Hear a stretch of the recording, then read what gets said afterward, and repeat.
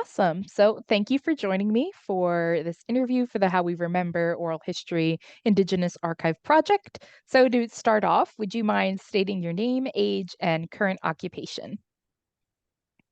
Hai taigusiotsu ganavira wanne McClellan-Ufugusuku Lex Yaibin Yutasargutu Unige Sabira.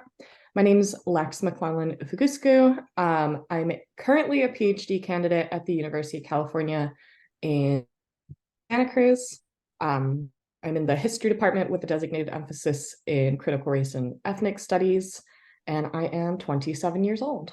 Woo!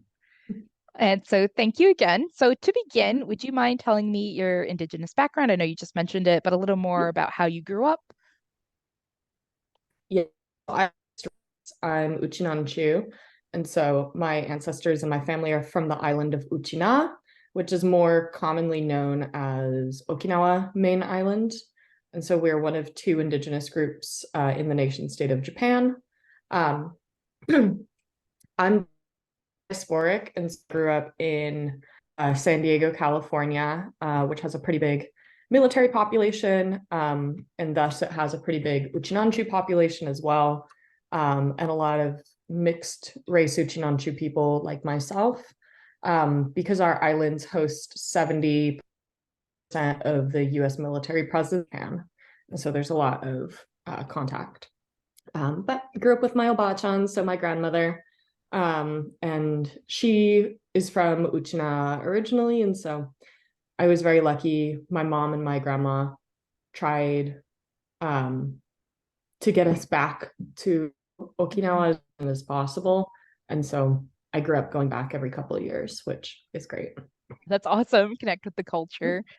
So, on that note, how was indigeneity part of your life as a child, and how was the Hmm. history of your community passed on to you? Like it's a difficult situation to explain. So for me, because I'm mixed race, um, how do I explain it? Because I'm mixed race, like the most being mixed is more contentious part of my identity than being Uchinanchu ever was. One of the issues we have our community, particularly those of us who tend to live in the US diaspora, is that A, no one knows who we are, Mhm. and B, no one knows what, even if we say Okinawa, what Okinawa is, um, unless you live in a heavily militarized community, which is familiar with Okinawa for its military strategic position. But a lot of people in our diaspora often either are told to um, identify as Japanese for expedience, or because they themselves have like grown up and by their family members that they're Japanese just because it's easier. Our islands were forcibly annexed in 1879, and so we're a relatively recent prefecture of Japan, but a prefecture nonetheless at this point. Um, I feel very lucky I didn't have that sort of you are Japanese upbringing. It's difficult because it's like you grow up going to Japanese grocery store, but and so people are like, "Oh, you're not Japanese." No, but you go to Japanese grocery store. Yes, they have all of our ingredients. Right, right. No, it's like, but you speak Japanese. Yes, it's because colonialism. Right, um, right. but like when you're a little kid growing up, that's a much more difficult line to toe. Mm. Um, and like my Okinawan-ness, my Uchinanchu-ness is the most stable part of my identity because I grew up with my grandma, because I grew up with my mom. Both of them grew up in Okinawa. My mom moved to the US when she was 16. I knew that was where I was from. It was just how to explain it to others Mhm. who are not. That was difficult. And I still find it pretty difficult. But I'm sorry, I'm not explaining this very well. But But you're doing great, um, and I feel like that's also like the dilemma of a lot of people of mixed race background or like yeah, they're kind of like diaspora of like I am, but maybe I'm not, but I sort of like I'm in and out kind of feeling. yeah. Well, so this is part of like why I think it helps being a historian. But in the case of being Uchinanchu because we are now Japanese citizens. I don't have dual citizenship, but Uchinanchu born in our islands are now Japanese citizens. You're raised speaking Japanese. It blurs those lines a little bit. But oh, sorry. You're good. Sorry, I like threw down a bagel before this. So something got stuck in my throat. So we needed the carb motivation to get through the interview. To get to your indigeneity question, I tend to disaggregate like my childhood identity and my current identity. My childhood identity, I knew I was Uchinanchu. It's like you're Uchinanchu, you're Uchinanchu, you're Uchinanchu. Your family's from Okinawa. We go back to Okinawa. We don't go to Japan. We go to Okinawa. The military's all in Okinawa. Right. Your friends, even if they're not Uchinanchu, more of my friends in high school, just because of the nature of living in a military community, their parents get stationed in my islands, like in Okinawa. Yeah. And so friends of mine growing up would live there for longer than I had ever been there, which was a really interesting sort of thing to grapple with, I think, as I get older. But so that was stable. And like I lived with my mom and my grandmother, both of whom, my mom is mixed as well. My grandfather was a Marine. But because I only lived with my mom and my grandma, both of whom were Uchinanchu, raised on island, moved here. Like I said, my mom was 16. They both forgot, like they either forgot or they like didn't really think it was worth mentioning that me and my younger sister are also white. And so like I grew up seeing my dad every other weekend, but it was more so to hang out with my stepsisters. We don't talk about like white pride or white identity or anything like that. Right. So I grew up with like a very like clear track of how I identified. I was like, oh, I'm Uchinanchu American, I'm Okinawan American. And when I got to college, which I did at UC as well, I was placed in a residential college that was primarily Asian and Asian American, which I felt very at home with. And then that's when I realized that people didn't read me that way. And I was like, but wait, yeah. I'm also like, my mom is from like Uchina, my mom is from Okinawa. And that was really eye-opening for me because finally being out of a military community, none of my peers knew what Okinawa was. And so that's how I needed to really learn how to explain it vis-a-vis Japan, which everyone knows what Japan is. Everyone loves sushi. Everyone loves ramen. And I'm like, no, you need to know that they're also colonizers. Right. And they also still have colonies. Yes. Yeah. But sort of so there's that aspect. And then as I've gotten older, there's our word, Uchinanchu, is people from island of Okinawa. So Uchina is the name of our island. And we're the original peoples from that place. Our ancestors, my Uyafa Fuji, are all from Uchina on that side. And it really, being Uchinanchu, like the phraseology of it explains like you're not only to the land, but that the land is an island in the middle of the sea. And so like our origin stories are connected to the dugong, which are kind of like manatees. And the gods rode over on manatees from the land across the sea we can't see. And so as I got older, we don't have a word for indigenous in Uchinaguchi, like most indigenous peoples don't. Right. I always just knew I was Uchinanchu. When I started thinking more intently to my identity, one, I got told I was indigenous by a Native American elder, and I was like, "What?" Like, huh? He was giving a discussion in my Okinawan history class, which UC Cruz luckily offered. I went to go thank him afterwards, like, because I felt like very touched, but I didn't I wasn't identifying as like big I indigenous at the time. I was like, oh, Muchinanchu, we're different. Right. uh, and then I went to go thank him, and he had been stationed on Okinawa during the Vietnam War. He's, I think, White Mountain Apache. And he was like, Okinawa is Indian country. And I was like, What? huh? Like, and so that sort of got me thinking about it. And around this time, I was considering grad school, going into grad school. Um, and I knew that there was anti-indigenous slurs that were hurled at Okinawans still in Japan. But I didn't want to identify as that slur, obviously. And so Right. that felt kind of wrong. Mm. I was, and then I saw a newspaper article from a newspaper back in Ryukyu, which is the island chain of which Okinawa is the largest island, about Oyakawa Shinako going and talking at the UN Permanent Forum on Indigenous Issues. And I was like, oh, maybe people do think this.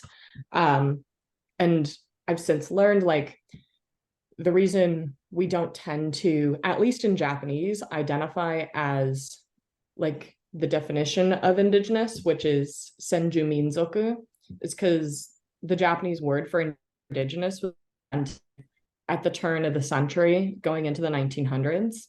The term was created as a way for Japanese anthropologists to describe and explain the people Japan had colonized. And so, Mm. like, I would never say, like, watashi wa senju minzoku, which, Right. if you translated it into English, be like, I am indigenous person. Like, the Right. two just are not the same. Mhm. And so, when I'm speaking in Japanese, I'll say I'm Uchinanchu, and then I'll try to explain it, but I don't like using senju minzoku. Mm-hmm. And when I'm speaking in English, I very much feel indigenous as much as I have learned and collaborated and become friends with other indigenous peoples, especially island people. I'm like, oh, yeah, this is it. This makes This the is what most it is. sense. Right, right. Mhm. But that's Sorry, really it was interesting. very roundabout. No, it's such a great discussion. And it's really interesting, like the different um like terminology and what it means and the impact of it. I know, in Latin America, even the term indigenous isn't always like a useful umbrella term or isn't something Right. that they want to identify with because it was such a marginalizing a term. So how we kind of rectify that in the record is really interesting. Um, Yeah. In Japan, it's still an exclusionary term. It's very mm, dated. yeah, It Yeah, people don't often opt into Senju Minzoku because of all of its historical baggage. It doesn't have one that's acquired in English. It's not like a prideful label yet. right, right. You can say you're Uchinanchu, you can say you're Shimanchu, um, but that is seen as something very different than saying you are like quote unquote indigenous Right. in Japanese. It's really interesting. Mhm. Um, and In so then the from diaspora in this oh, case is actually informing a lot of this conversation about using the word indigenous. Many of us here identify as indigenous peoples, and that's mhm, because of our interactions, not only with like Native American and First Nations peoples, but a lot of our community lives in Hawaii. And so, mhm, like, the conversations with Kanaka Maoli people, mhm, as well as what we learn in K-12, either about Native American or First Nations peoples, I think mhm. adds a lot more depth than in Japan, where the national curriculum doesn't talk about us or the Ainu, who are the other indigenous group at all. So, I think that, and I feel like it's so important to touch on education because I recently spoke to someone who's Chamorro from Guam, yeah, and he was talking about the role of education and how it shapes your understanding of your indigeneity, your identity, and just how important that is. 100%. Yeah, yeah. Yeah. So, is there a specific memory from your childhood that sticks out to you? It can be good or it can be bad, any like memory you have.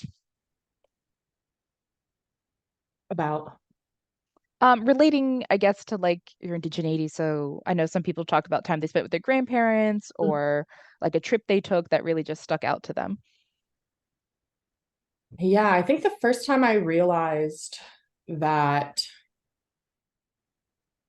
like our traditions were different than Japanese traditions was when I was a kid. We had Hmm. gone back to Uchina for Shichiguchi, which when you translate it into Japanese is obon.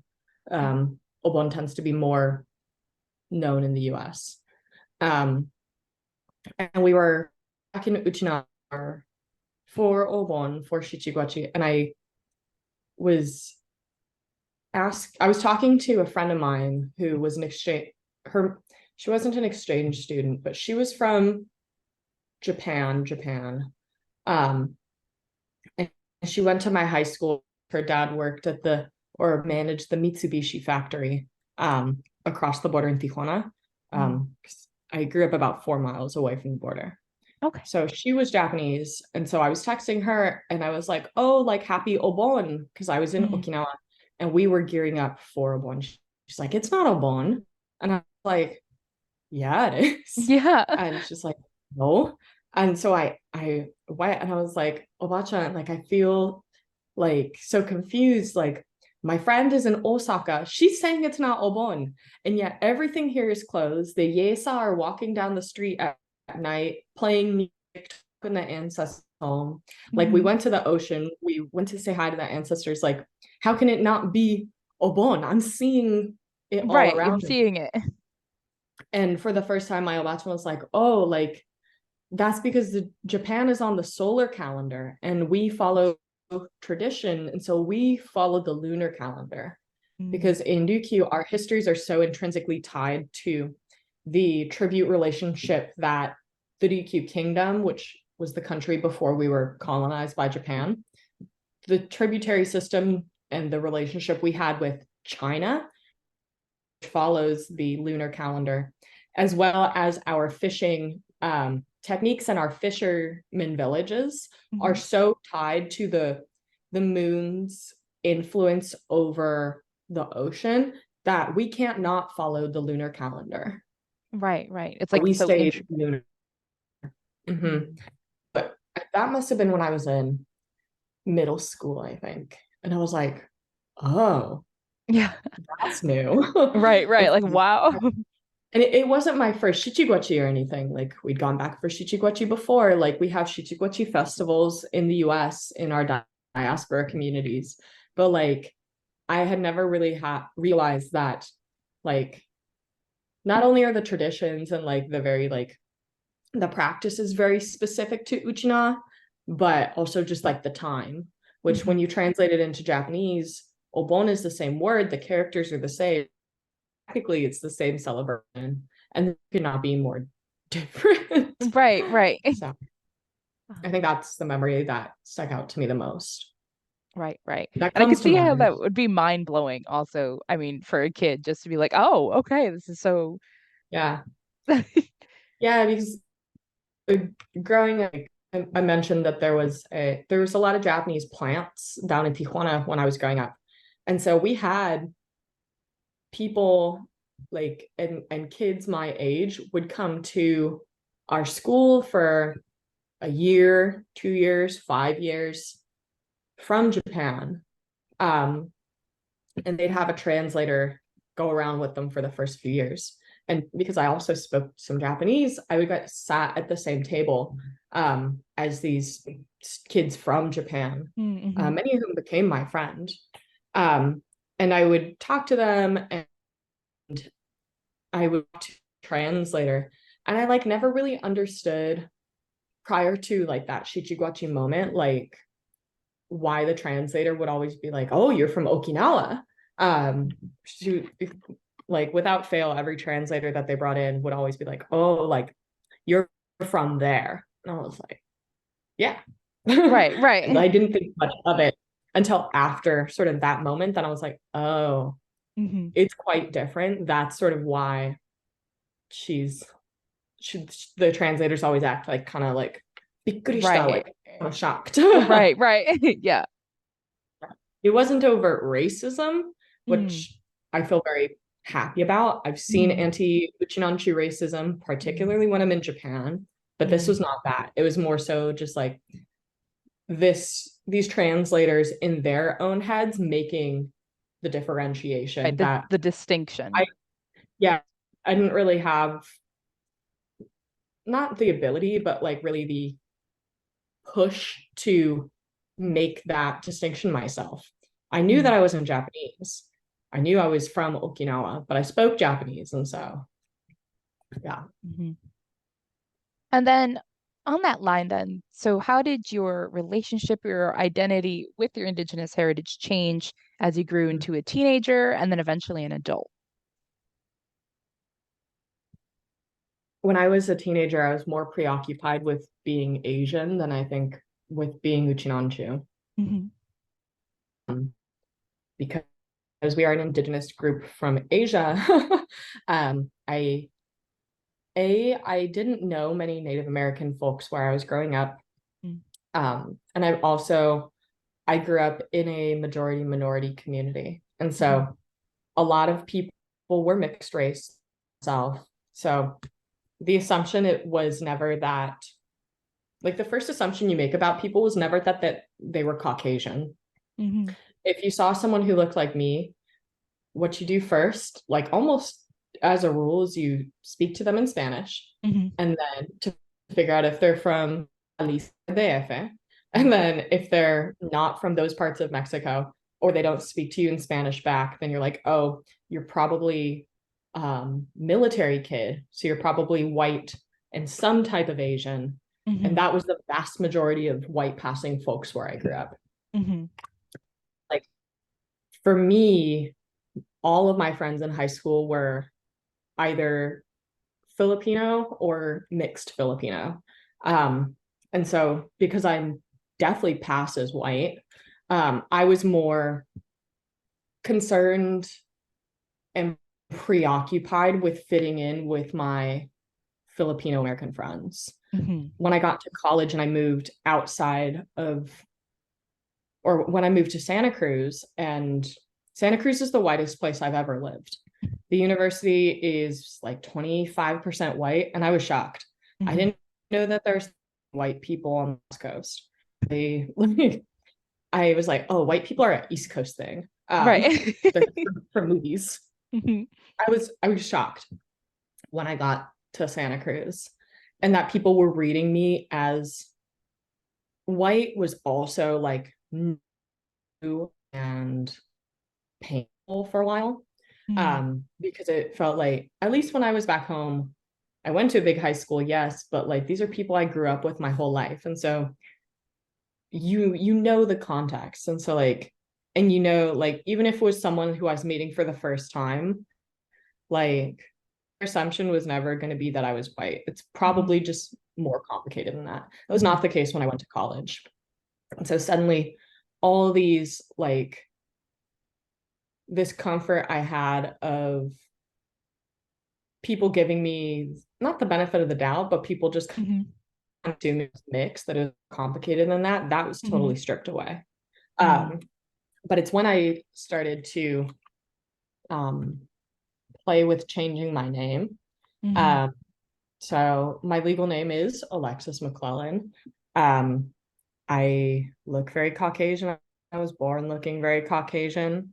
So my name originally was supposed to be Miyuki, which is a Japanese language name meaning like beautiful white snow, which is hilarious because Okinawa is a tropical island, but my mom liked the name. Um, and my great grandmother's Japanese name was Yuki as well. Um, when I was born, they had this name all picked out, and I looked too white that my mom and my dad, who were still married at the time, were like, "Oh, we can't name her Miyuki. That's just mean." And so they had to come up with a new name, Hmm. which is Alexis. And then they Hmm. saved Miyuki, and so that's my little sister's name. Okay. It's much more I do. Um, so I didn't have like a name going into college that was readable as Uchinanchu or Hmm. Asian in any type of way. Right. Um, throughout college, I dabbled with like using my last name hyphenated McClellan hyphen Oshiro, which is my grandmother's legal maiden name. It's Mm-hmm. my clan name. It's my it's my family name back in Uchina. Mm-hmm. Um, and I never changed it because something felt kind of, I honestly, I was probably lazy and I'm like putting too much weight for why I didn't do it at the time. It's like 20.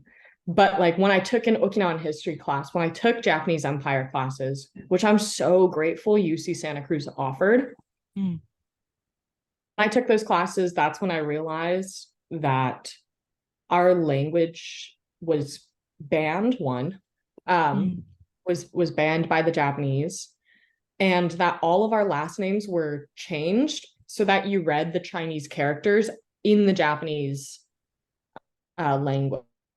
And mm, if you the characters for Oshiro or Ufugusuku, mm, it's a two character name. It's pretty easy. So the first character is big, mm. and the second character is castle.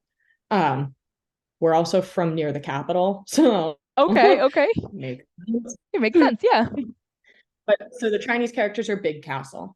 When you read it in Uchinaguchi in our language, it's Ufu, which means big, Gusku, which means castle.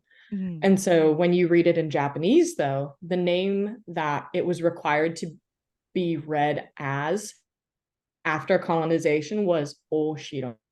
After I learned that that process had happened, I was like, oh, I can't possibly be an Oshiro. Like this, it feels incorrect to have this knowledge to know better now and not try to decolonize my name, which is right, right. why I unapologetically Hmm. McClellan-Ufugusuku now. Hmm. So that was one very tangible change that came out of it. Right, It also has the benefit of when people see my name, they have to ask what it's from now because it's so uncommon. And right, so then it allows me to go into my spiel about Okinawa. right, right. Which is which is so helpful.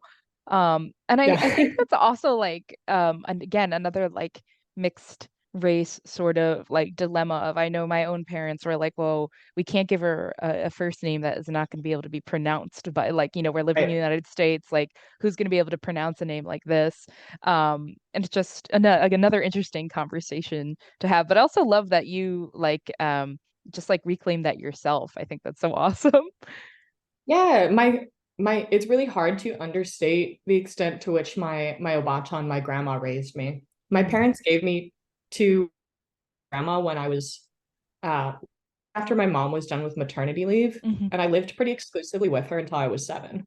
And mhm. so and then she lived with me, my sister, and my mom until I was 18. Still lives with my mom. And so Okay. like if I didn't live with her, I probably would not have such a connection being Uchinanchu. Mhm. Right. And so I think my next question was, what are some indigenous practices or practices from your heritage do you practice today? Hmm. Yeah, so it's funny you ask. Yesterday was the last night of Chiguachi for this year, Okay. Yeah. which might be why that Obon story is on my mind. But I still have it up. So I'll explain first. So we're an ancestor venerational culture in addition to a, um, I think in English you would call it like animist culture. Okay. So we Hmm. believe that like rocks are gods, the ocean god, Hmm. animals have god souls. Like in addition to being, we think our ancestors are gods as well. Hmm. Um, and so Shichiguachi is specifically it's it's a 3-day celebration during the 7th month of the lunar calendar every year, and it is 3 days in which you welcome the ancestors back to like the corporeal realm, Hmm. earthers. Uh, and you feed them, you play them music like Yesa music, and um, then you have a big feast on the last day and you send them home. You don't do any cleaning during Shichiguachi because it's got it, the ancestors got us a long journey. Mm. Um, and in Okinawan culture, traditionally we have what are called tutume. So they're plaques that have your ancestors' names inscribed on them. And that plaque is most often in the possession of the oldest son in the family. Mm. And so in the diaspora, A, I have no brothers, and B, Mhm. I'm the daughter of a Uchinanchu daughter, Mm. who's the daughter of an Uchinanchu daughter. And so Mhm. um, I don't have a tutume in my house.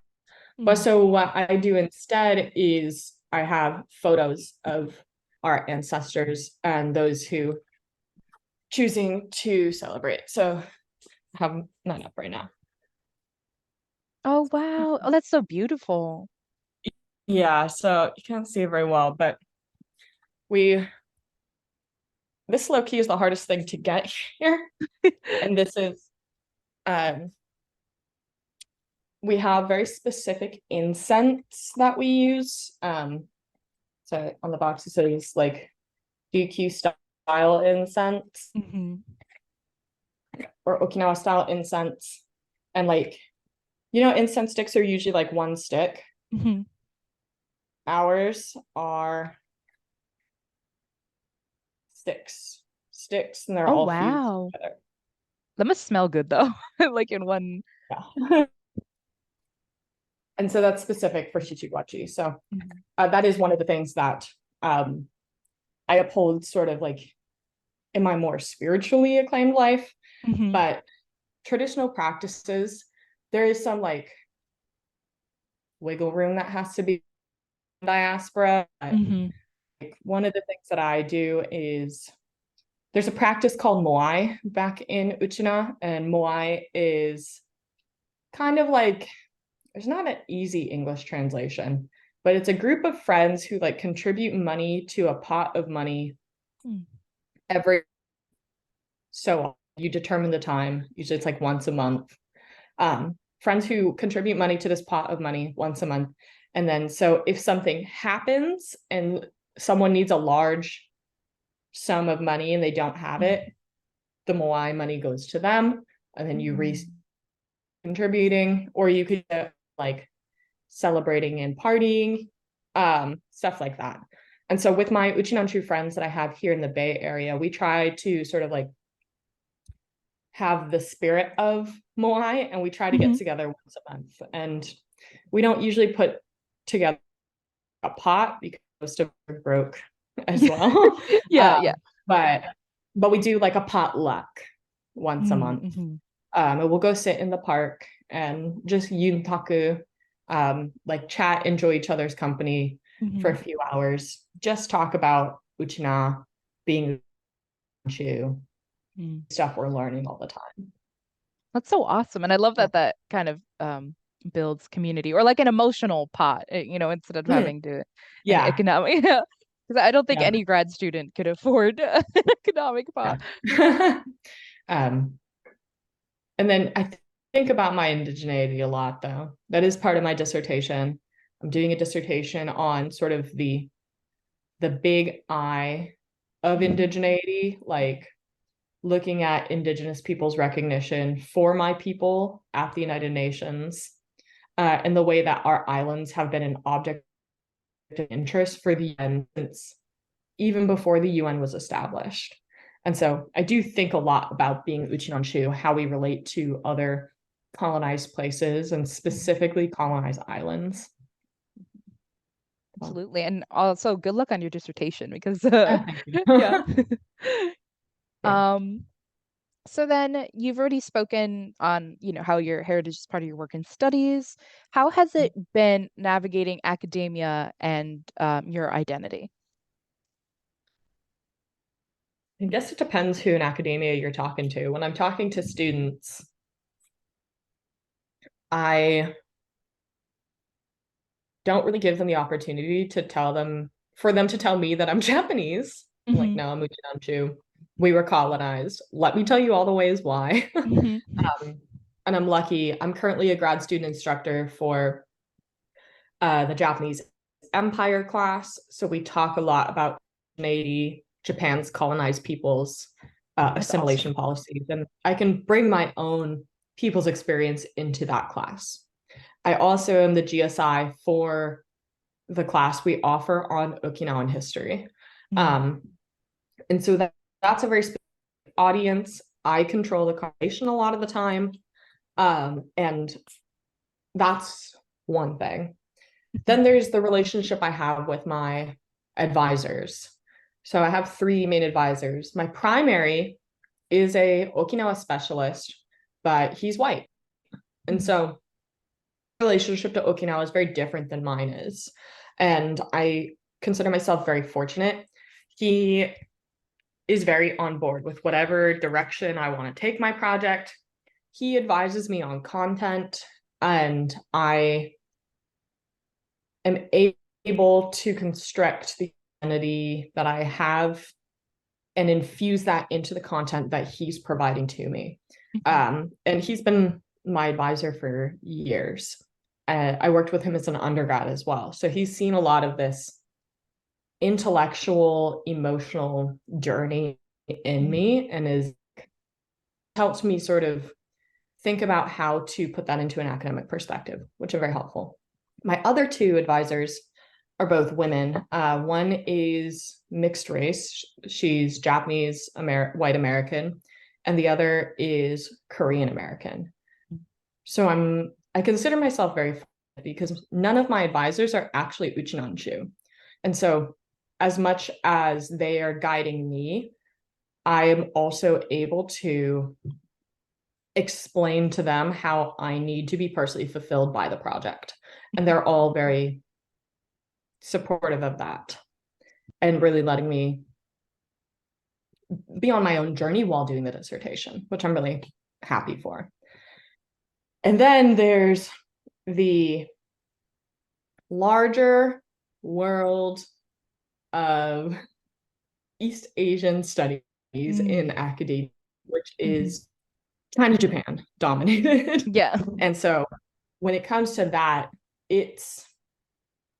I find it more complicated because on the one hand, I'm like, I want to see more Okinawan panels, of Okinawa studies where we're growing. And then on the other hand, I get really frustrated because it's either all these Yamatunchu, so Japanese ethnic folks, or not other non-Uchinanchu people who are talking about my islands. And that's their prerogative. I'm not trying to be essentialist. I don't think you have to be Uchinanchu to do Okinawan studies, but I feel like they're taking up space when there's so few Uchinanchu in the field of humanities to begin with. And then sort of especially when I'm back in Japan, I find it really frustrating because I'm like, well, I'm Uchinanchu. And so I have a special relationship to this place. And Japanese folks will be like, how are you going to do the research? And I'm like, you may not speak Japanese anyways. Right. And so there's a level of pushback I get when I'm back in Japan, not by Uchinanchu people, but by non-Uchinanchu people studying Okinawa, who feel like because Okinawa is now within the Japanese nation state and within the Japanese sociolinguistic sphere, they have equal access to the islands that my ancestors are from. And I just don't agree. Right. You're allowed to be there, yes. But you are not allowed to shit on me or other Uchinanchu person for either excluding you from sacred places or from challenging you with neocolonial ideals. Right. You can't gatekeep what isn't even yours. Yeah. So it is interesting. There are ways to counter it though. I mean, for Association for Asian Studies this year, I organized a panel and it's just going to be Uchinanchu people. And so myself and another grad student and two recent PhDs, and we have one of the few tenure track professors who is Uchinanchu in the US agreed to be our chair. So hopefully it gets accepted, but the ways to counter it often feel to me a lot more personally satisfying and community building at the same time. Right. We are still mostly called Japanese, like by people in Asian studies. Unless you're a Japan like hyper specialist who looks at race, or you are a Okinawa specialist, we tend to get lumped into that Japan block. I don't think East Asia studies in particular is prepared for a conversation on indigeneity yet. Mm-hmm. I think it's looking too much right now. Not too much, but the focus right now is very much on politics and on um, Mao's China. Those tend to be the two big blocks where a Focus. lot of research is happening. So It sounds minorities like and you'll be a yeah, pioneer in that aspect of oh, maybe. I mean, in the entire United States, in a history department, there is only one Uchinanchu person. And I only recently found out she's Uchinanchu. Like, so it's, we're not well represented. Right, right. So, So, knowing that, how then do you feel about the concept of cultural preservation and how it applies to your culture? And then how do you feel about the work that museums, libraries, archives are doing in those kinds of settings? mm, yeah, it depends. We have a lot of content. So, that's a really good question. In the United States, there's a lot of archival materials on Okinawa. And in part, that is because following World War II, Okinawa was a US military from until 1972. And so during that period, it was run by the US military government, and all the military government archives are stored at the US National Archives. Um, so there's that. And because Okinawa was the site of the bloodiest battle in the Pacific Theater during World War II, universities all across the countries have either oral histories with World War II vets, or they acquire veterans' personal papers after they pass away. And so you get a lot of like quote unquote hits when you look up Okinawa in research institutions. Mm-hmm. And so I think that's interesting, but it's giving a very particular perspective. And so I'll disagree that moment. Then there's also the anthropological museum side of things. So there's archives and then museums. And museums in the United States have a lot of our ancestral remains, and they don't want to give them back. Mm-hmm. So that's a second aspect. And then the third one I would say is that community history work. And I think the question I have for academics in particular coming into that community work is intentions and commitments.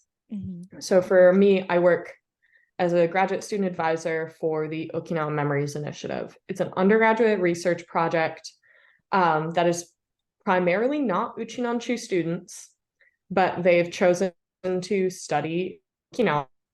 Mm-hmm. And in the process, we've formed a partnership with the Okinawa Association of America.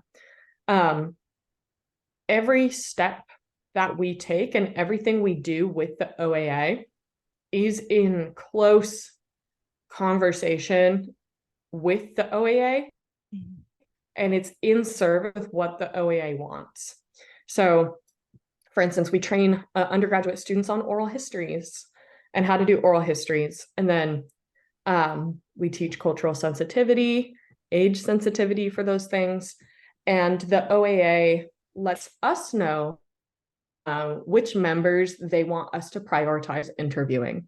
So that's one way that we take direction from them. We also are working to help them organize their personal community archive that they house inside the OAA. So that means like using our university resources to acquire like acid-free folders so that the papers don't disintegrate, or digitizing the projects and the collections that they want digitized first. And so it has to be coming from the community. And we have things we can support them with, but we'll never take the lead on direction, or if the OEA wanted to stop this partnership, like it would be unfortunate, but we would stop, you know? Right. And I don't know that all academics come in with that willingness to put the project aside. Right. The museum things, I think if people ask for stuff back, they should get it back. But I think other people have written much more articulately on this subject than I will. So right now, the thing that I'm focused on is trying to locate where a lot of these remains are. Because we're part of the nation state of Japan, we rely a lot on looking at the geography tags rather than the ethnicity tags in museums, which makes things a little bit more difficult. Also, a lot of our human remains were taken by American or British explorers. And so it means having to read a lot of like really shitty men's writings about walking into caves and taking skulls, and then wondering why the natives wouldn't touch the skulls or carry them for them, even if we were going to pay a lot of money. Like, so I find that to be very emotionally taxing work, but important. Right. But ultimately, I think the shit should just be given back. People ask for something, give it back. The archives. The archives, I think, are interesting because Okinawa is a place that has a lot of hurricanes. Buildings that are meant to withstand them now. But because of the World War II experience, where in the Battle of Okinawa, a third of our people died in about 6 weeks. Massive amounts of destruction. Everyone who was left alive lived in internment camps for over a year, during which time the US military confiscated the lands that they wanted to make bases. And so, oh, I'm sorry, this is that phone call I need to take. Yeah, no problem. I'll pause this.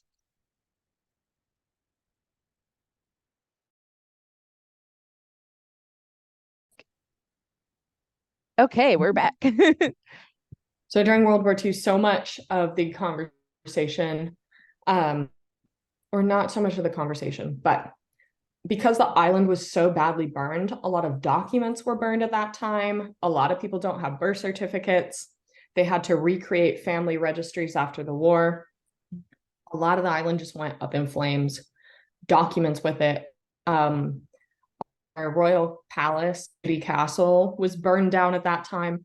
So anything that was inside the castle was decimated.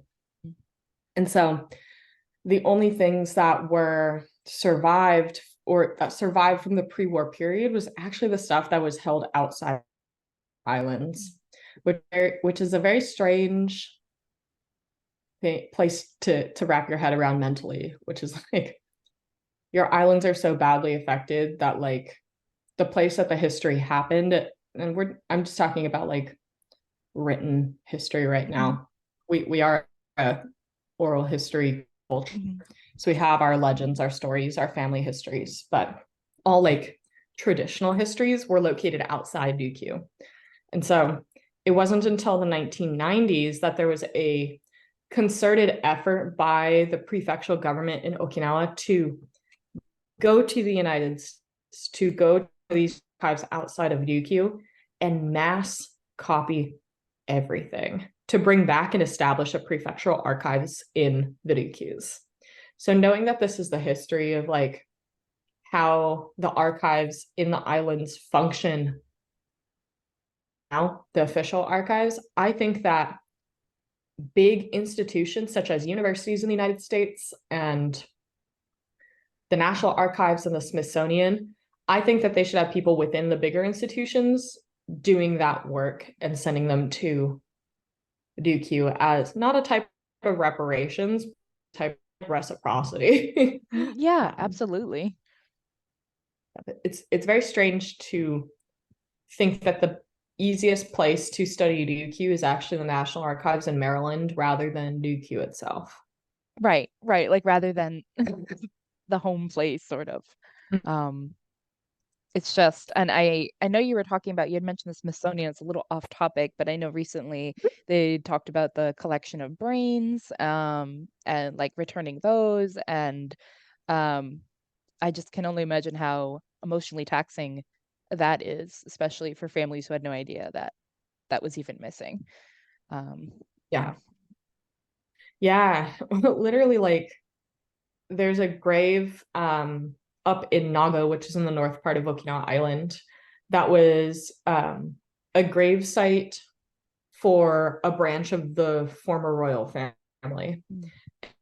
It was like, I think in 2015 or something like that. A university researcher or someone did like a CT scan of the grave. And we have family tombs, so like they're quite large. Did a great CT scan of this tomb and was like, it's empty. And all the family members were like, what do you mean it's empty? Like, how can it be empty? We've been praying here for the last 100 years. He's like, Right. it's empty. And turns out that it had been grave robbed by anthropologists from Kyoto University like 50 years prior, and no one had any idea. Um, because we seal the tombs, and so unless you have a really good reason to open it, Right. like, There's no. just wouldn't. Um, and this family is currently in a legal battle with Kyoto University. But I think this comes back to this question of indigeneity, and specifically indigeneity is a political category because indigenous peoples in Japan don't have, there's no NAGPRA in Japan. Right. Indigenous peoples in Japan, particularly the Ainu, can ask for human remains back, and they have a better chance of having them sent to a closer institution than they do to their home villages. And in the case of these ancestor remains that are in Kyoto University has batted off every lawsuit for almost years. And so they have not even confirmed that the remains are there Mhm. because this political category of indigenous, like, we're not recognized as an indigenous people, so they don't feel obligated to tell us Right. Right. in accordance with like international standards. So Yeah. it's Yeah. it's a difficult situation. Absolutely. And so I think for my final question, I kind of opened it up to you. Is there anything you'd like to share or anything you wish people outside of your culture and community knew? Our community, like, there's a lot I could say, but I think like the fact that we are so invisibilized Mm. makes things difficult. But I think if I leave it at anything, like, if you have to have a interwoven understanding of what indigeneity means in Okinawa to think that we're indigenous peoples. You have to not only look at our history of colonization, but you also have to look at the ways that, even though we're technically Asia, we are in the Pacific, we're an island chain in the Pacific. And so if you look at the ways in which other militarized Pacific peoples have been treated, it makes a lot more sense to see us as indigenous than if you looked at the way continental Asian indigenous folks are treated. Mhm. We do have overlapping colonialisms happening right now because of the US military presence, as well as the Japanese continued assimilation policies. And so if you come in with a continental viewpoint, you won't get it. Like, Mhm. you have to be looking to islands, you have to be looking to the ocean.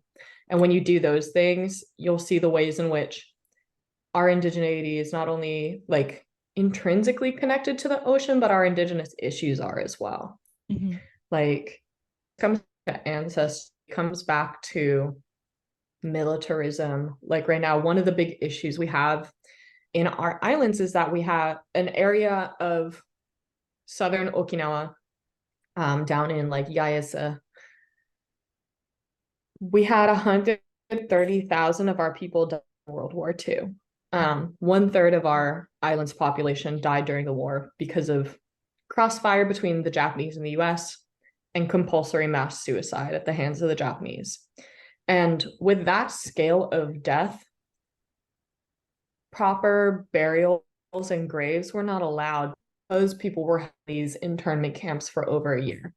And so there's an area of the island now where the most fighting occurred. And so it's understood that this part of the land has tens of thousands of ancestor remains in this area of land. And this is the part of the island that the Japanese government has decided they are going to dredge landfill from in order to build the new US military base in the northern part of our island. The base is incredibly unpopular. There's been 3 Okinawa prefecture votes to not have it. 70% don't want it there as of this referendum. But because Japan doesn't want it in Japan, we have to have it in Okinawa, allegedly. So this will be the 32nd US military base. It's because Okinawa is so small, they want to make a Marine Corps air station, so a runway. And they've decided that the only way that they will have enough space to make a long enough runway is by land over an endangered coral reef.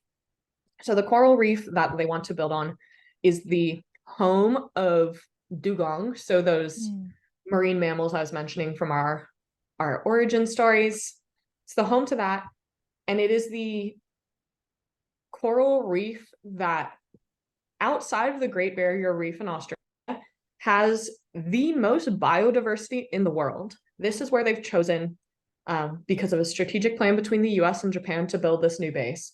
And then to make matters worse, when they're landfilling over it, they're taking this landfill with all these ancestor remains to fill in the reef that they're then going to pave over to make an airstrip. Like the just compounding levels of it's just horrifying. Yeah, it's not only an indigenous issue, it's a environmental issue, Yeah. it's a military issue, it's a democracy issue. Yeah. Like our indigeneity is wrapped up in all of these things. And so like anyone who has any ideas about like what to do about Okinawa, let me know. Like Right, right. any of it right now, because there's just so many compounding problems that feed into our indigeneity. That's my takeaway. Yeah.